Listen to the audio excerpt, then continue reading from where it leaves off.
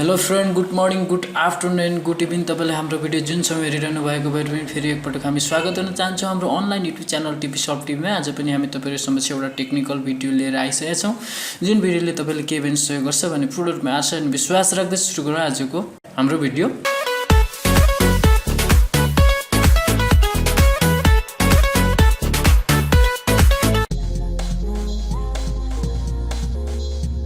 आज मैं माइक्रोसफ्ट 2007 को 6औं भिडियो लिएर आएको छौँ। आजको भिडियोमा हामी इन्सर्ट ट्याब भित्र रहेको इक्वेसन भन्ने टुल्सको बारेमा छलफल गर्न लागिरहेका छौँ कि माइक्रोसफ्ट 2007 मा इक्वेसनको के भूमिका हुन्छ अथवा इक्वेसन टुल्सदेखि हामी के गर्न सक्छौँ। माइक्रोसफ्ट 2007 मा इक्वेसन टुल्सदेखि हामी के गर्न सक्छौँ भन्ने विषयमा आज छलफल गर्न लागिरहेछौँ। Let's start. इक्वेसन भनेको हामी माइक्रोसफ्टमा विभिन्न म्याथमेटिक्स कुराहरू अथवा म्याथमेटिक्स सम्बन्धीको हिसाबहरूलाई टाइप गर्नको लागि हामी इक्वेसन टुल्सको युज गर्छौँ। माइक्रोसफ्ट 2007 मा यहाँ इक्वेसन भित्र तपाई गएर इक्वेसन भित्र जान सक्नुहुन्छ। इक्वेसनमा क्लिक गरिसकेपछि तपाईले यसको डिजाइन भित्र फर्मेट देख्नुहुन्छ। यहाँ सुरुमा रहेको चाहिँ यसको सिम्बलहरू विभिन्न खालको प्लस माइनस रुटहरू इज इक्वल टु अनि लेस देन ग्रेटर देन थुप्रै टुल्सहरू यहाँ रहेको छ। यसलाई तपाईले युज गर्न सक्नुहुन्छ अथवा म्याथमेटिक्स सम्बन्धी कुराहरू यहाँ टाइप गर्नु पर्यो भने तपाईले इक्वेसन भन्ने टुल्सलाई युज गर्न सक्नुहुन्छ माइक्रोसफ्ट 2007 मा। यहाँ विभिन्न टाइपका इक्वेसनहरू रहेको छ। सबैभन्दा पहिला यो ओपनमा हुने, यदि तपाईले ओपनमा हुने हिसाबलाई टाइप गर्नु पर्यो भने तपाईले यहाँदेखि टाइप गर्न सक्नुहुन्छ। जस्तो यो कुनै एउटा सिलेक्ट गर्नु सक्नुहुन्छ। यो मैले सिलेक्ट गरेँ। अब तपाईले यो पाईको ठाउँमा तपाईले कुन टाइप अङ्क टाइप गर्न चाहनुहुन्छ त्यसलाई पाईलाई ब्याक स्पेस गरेर जस्तो 3 यहाँ 3 टाइप गर्न सक्नुहुन्छ। जस्तो कि 3 टाइप भयो। अब यहाँ तपाईले 2 को ठाउँमा तपाईको चोइस अनुसार तपाईले यहाँ टाइप गर्न सक्नुहुन्छ। यसरी तपाईले यहाँ विभिन्न डिजाइनहरू दिएको छ इक्वेसन भित्र, अनि इक्वेसन भित्र रहेको डिजाइनहरूलाई तपाईले सिलेक्ट गरेर तपाईले तपाईको आवश्यकताको अथवा तपाईलाई परेको काममा यसलाई युज गर्न सक्नुहुन्छ म्याथमेटिक्स सम्बन्धी। यो ओपनमा हुने कुरा हो। अब यो स्क्वायरमा हुने ओपनमा हुने हिसाब जति छ भने तपाईले यहाँदेखि तपाईले त्यसलाई युज गर्न सक्नुहुन्छ भने यो चाहिँ स्क्वायरमा छ भने तपाईले अथवा स्क्वायर सम्बन्धी हिसाब छ भने तपाईले यहाँदेखि युज गर्न सक्नुहुन्छ। जस्तो यहाँ एउटा यसको एउटा फर्मेट छ। फर्मेटलाई क्लिक गरेर हेरौँ। यहाँ छ यी देख्दै हुनुहुन्छ। जस्तो कि यहाँ 5 को स्क्वायर गर्नुपर्ने छ भने 5 मा थिच्ने र यहाँ स्क्वायरमा थिच्ने। यसरी तपाईले युज गर्न सक्नुहुन्छ। यो मैले ओपन र स्क्वायरको भने।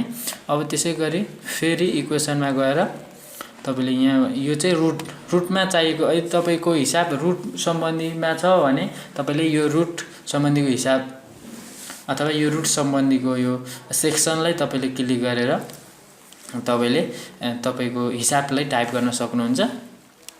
जस्तो कि यहाँ रुट अनि रुट कति छ, रुट 3 छ भने यसरी तपाईले तपाईको काममा युज गर्नुहुन्छ। त्यसैगरी यहाँ विभिन्न खाले फर्मेटमा रहने हिसाबहरूलाई कसरी टाइप गरिन्छ भनेर यहाँ विभिन्न टाइप्सहरू छ। तपाईले विभिन्न टाइप्सहरू हेर्नु होला। यो ओपनमा हुने टाइप्सको हिसाब छ भने तपाईले यहाँदेखि टाइप गर्न सक्नुहुन्छ। यो स्क्वायरमा हुने, यो रुटमा हुने इत्यादि यहाँ थुप्रै खाले छ। साइनहरू सम्बन्धीको साइन कस थीटाहरू सम्बन्धीको हिसाब तपाईले टाइप गर्नुपर्ने छ भने यहाँ छ। त्यसैगरी यहाँ विभिन्न टाइपको हिसाबहरू छ। तपाईले तपाईको आवश्यकता अनुसार तपाईले चोइस गर्न सक्नुहुन्छ। यसले तपाईले के सहयोग गर्छ भने यदि तपाईले माइक्रोसफ्ट 2007 मा म्याथमेटिक्स सम्बन्धीको हिसाबहरू टाइप गर्नुपर्ने छ भने तपाईले गर्न गाह्रो हुन्छ। यो तपाईले यो इक्वेसन भन्ने टुल्सलाई तपाईले बुझ्न भएको छैन भने म्याथमेटिक्सको हिसाबहरू तपाईले माइक्रोसफ्ट 2007 मा टाइप गर्न निकै अप्ठ्यारो हुन्छ। त्यही भएर तपाईले यदि माइक्रोसफ्ट 2007 मा म्याथमेटिक्स सम्बन्धीको हिसाबहरू टाइप गर्न चाहनुहुन्छ अथवा टाइप गर्न पर्ने अवस्था आउँछ अथवा तपाईले त्यस्तो अवस्था आएको छ भने तपाईले यो इक्वेसन भित्रका टुल्सहरूलाई बुझ्न जरुरी छ। मैले अघि सर्टकटमा थोरै भने अपन सम्बन्धीको हिसाब छ भने तपाईले यहाँदेखि गर्न सक्नुहुन्छ। अपन सम्बन्धीको हिसाब हुन्छ जस्तो 2/3 लेख्नुपर्ने छ भने इक्वेसनको मद्दत बेगर तपाईले टाइप गर्न यहाँ सक्नुहुन्न। यदि स्क्वायरको छ भने पनि तपाईले बेस्ट तरिकाले यसरी टाइप गर्न सक्नुहुन्न। यो इक्वेसनको मद्दतले मात्रै तपाईले बेस्ट तरिकाले टाइप गर्न सक्नुहुन्छ। त्यसैगरी रुटमा छ भने पनि त्यसरी नै तपाईले यो इक्वेसनको मद्दतले मात्रै तपाईले टाइप गर्न सक्नुहुन्छ, अन्यथा तपाईले टाइप गर्न गाह्रो हुन्छ। त्यही भएर तपाईले म्याथमेटिक्स सम्बन्धीको क्वेशनहरु टाइप गर्नुपर्ने छ भने माइक्रोसफ्ट 2007 मा तपाईले इक्वेसन भन्ने टुल्सलाई बुझ्नै पर्ने हुन्छ। मैले आज तपाईलाई इक्वेसन सम्बन्धीको थोरै जानकारी दिएँ। यति तपाईले थोरै केही बुझ्नु भएको छ भने पनि तपाईले अब म्याथमेटिक्स सम्बन्धीको क्वेशनहरु अथवा म्याथमेटिक्स सम्बन्धीको टाइप गर्ने कुराहरु तपाईले टाइप गर्न केही सहज भयो भन्ने मैले आशा विश्वास लिएको छु। जस्तो कि यो टाइपको हिसाबहरु टाइप गर्नु पर्यो भने तपाईले बुझिसक्नुभयो। यहाँ ठ्याक्कै क्लिक गर्ने र यो जुन अब्जेक्ट छ त्यो अब्जेक्टमा आफ्नो अब्जेक्ट हाल्ने। जस्तो कि 2 को ठाउँमा हाम्रोमा 3 हुन सक्छ, a को ठाउँमा 2 a को ठाउँमा b हुन सक्छ, 3 को ठाउँमा यहाँ 4 हुन सक्छ, माइनस को ठाउँमा प्लस हुन सक्छ। त्यो तपाईले चेन्ज गरेर तपाईले एउटा हिसाबलाई फर्मेटमा लाउन सक्नुहुन्छ इक्वेसनको मद्दतले। हस् त साथी, आजको भिडियोमा हामीले इक्वेसनको बारेमा थोरै जानकारी तपाईलाई दिने प्रयास गर्यौं। मलाई लाग्छ तपाईले केही बुझ्नुभयो होला।